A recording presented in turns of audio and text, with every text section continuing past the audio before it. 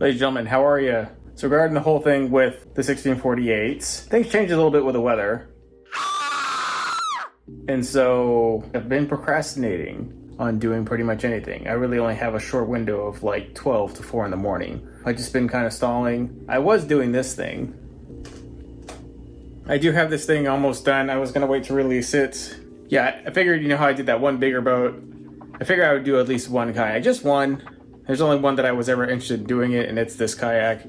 And I have some pretty cool things going on with that thing. But anyways, what I can give you for this episode is the material list of what we're actually going to use to build that whole John boat. Hey, by the way, if you want a bunk board, check these out. We have these on the website. They're made by the John Yacht. They're freaking awesome. So, see this you see here? That's all that's going in the boat. I mean, plus wiring. By the way, we're giving this boat away in the screen. You see that boat giveaway, you should join it. And you come to our site, check out this kit. Make sure to enter that because that's legit. We're giving that boat away to somebody here very soon and you need to be on that in order to be qualifying. Anyways, check out this kit.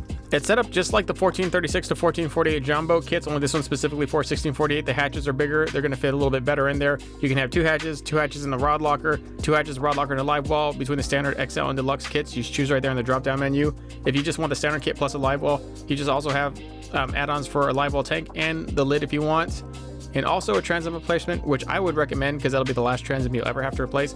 You're gonna put all this, work it to a boat, and then keep it around for a while. That's something you definitely want to look into. All the specifications are listed below in tables, including the kits and then add-ons. If you want to check this out, go to tvnation.net, search 1648 John boat, or simply click the link pinned in the comment section for viewing.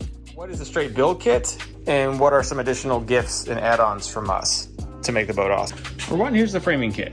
You have copious amounts of 1.5 inch by 1/16 inch thick aluminum angle, which is strong enough to frame, but still thin enough and easy enough to work with, and also very light. We have the same equivalent thickness in tubing, but this is 1-inch tubing, which you can use for a variety of different reasons, which we will be showing. I like tubing for under supports and for long stretches where you can't really put an under support there. Obviously the tube structure is much stronger than this, even if it's T-framed. We also give you a copious amount of rivets. The vast majority of these are all countersink, but then we also include a handful of panhead rivets. Okay, the framing kit comes and these lids actually also come. You get a rod locker lid. This is an 8x48 rod locker lid. I put that scratch in there when I was cutting the box open. But these come powder coated. I heavily suggest you get them powder coated, or you at least paint them your own way.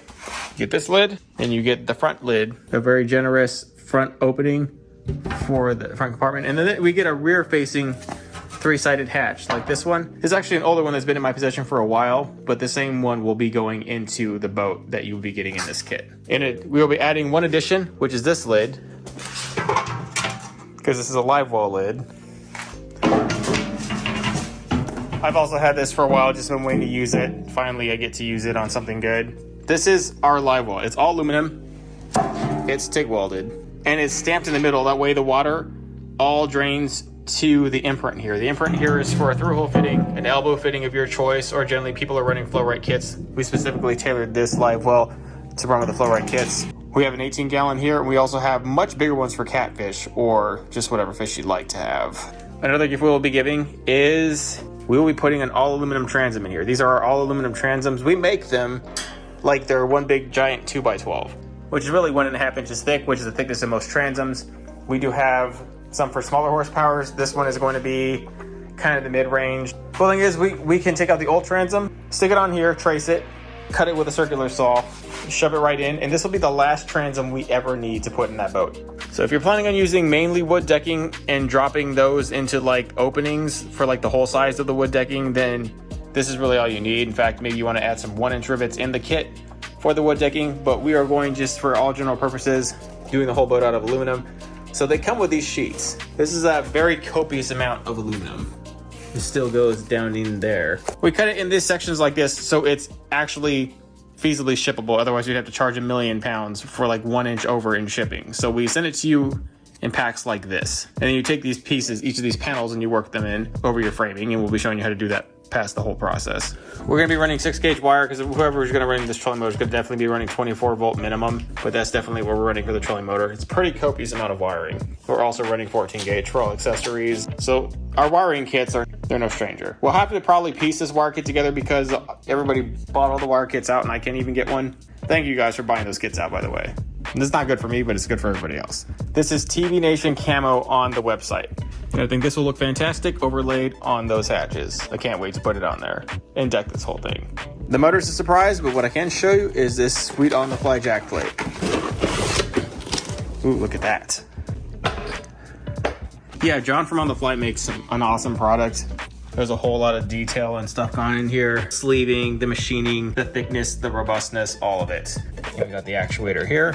A very, very nice. Actually, wow, they loomed it. That generally doesn't come loomed. You have to do that yourself. They loomed it, and they gave us. Man, I'm gonna get this thing. This thing's nicer than most of the ones we ever get. Like the TH Marine. This is nicer than the TH Marine ones. Trim down. You can put that up to the front. That can go anywhere. You can control the whole thing from like the front of your deck if you wanted.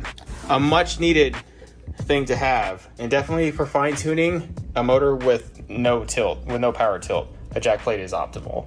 I mean, for the scenario of a motor with no power tilt. I know that this thing looks like a giant mess because I it stacks stuff on it, and it's 80% completed. It's on the double frame that I made before when I had the double. I had this version 1 kayak. This is a version 2. Feel free to Rado. But I had the version 1. The version 2 just fits right on the same. And all I got to do is build a bottom like trailer for this. I've been kind of holding off on that. But this thing here, we made that. This will be a 9-inch. The 7-inch is going actually back on the giveaway boat. We made all this. We have pretty extensive documentation of this stuff, and obviously we're using the Power Crane lithium battery because it's such an affordable battery for 50 amp hour. It's an excellent battery. And of course, all this nonsense is happening. We will actually be running Panoptics out of here, but how I do it is going to be the one thing that's holding me up, figuring out how to do it all cleanly. Like standalone, obviously it's been altered a little bit, but I can't wait to show you how this all works. It's all done very cleanly, and it's without drilling or permanently mounting anything into the kayak. These are all drop-in mods. Very copious amounts of storage. I mean, that whole thing is all linked together on a chassis. So yeah, just give me a little sneak peek on it. I know what you guys are thinking, but the only reason I'm doing it on this kayak, why I've never done it in any kayak, or I've never ever bought a kayak before, is because generally they are way too unstable to do something like this. This kayak is actually extremely stable. It's also extremely heavy. This thing is pretty much a boat disguised as a kayak. That's probably why I like it. It's one of the only kayaks I've ever liked ever. Generally don't like them because I'm spoiled. But this one, I figure if I'm gonna make a run on something, I might as well make a run on something that I'm not gonna die on. Yes, no, these are just drop-in mods. No, I didn't add too much of anything else. Yes, this is all very light. In fact, the front there is extremely light. This obviously has to be a little bit more robust because this is a load-bearing holding unit. This whole thing and that's all that's in the kayak. And then the mod that we drop in the hole here, which will be how we finish off this.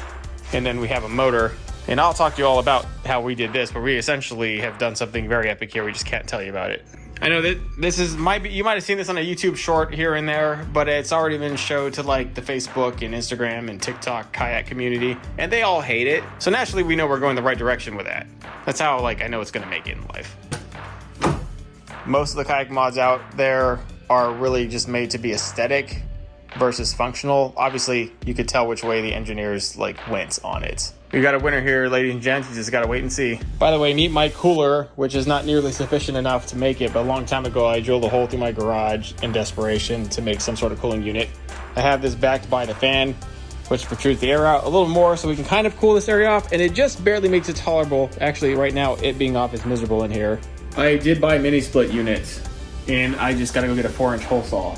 Did I mention I had an issue with having too many welders and units, so I made this whole cart? There's a lot of crap getting into welding. Still not even where I need to be. All right, ladies and gentlemen, I'm dying in this garage. I gotta turn that AC back on. But let me know, do you want to see this thing? It's gonna be like a 2 video series, maybe a 3. There's not a whole lot. It's just drop-in mods. Obviously, there's initial review of the kayak, and then what we do to it, and then obviously it being on the water. Right now, I'm trying to finish the bow rig series. Those videos are coming up in the mix, and they'll make up for the point that I have to do a lot of work deep in the middle of the night. It's too hot to record. I'll have to do things differently than I have to do before. It's always a terrible time in this part of the summer here. The next thing before we start building the boat is I have to build the trailer. It's on the crappiest trailer, and obviously trailers are a big part of this channel now, so we'll be redoing that trailer to make it safe for the boat. So that'll also be coming up. So a lot of stuff to come into this series, pretty good stuff. But when we do build this boat, it'll be done in 1 week.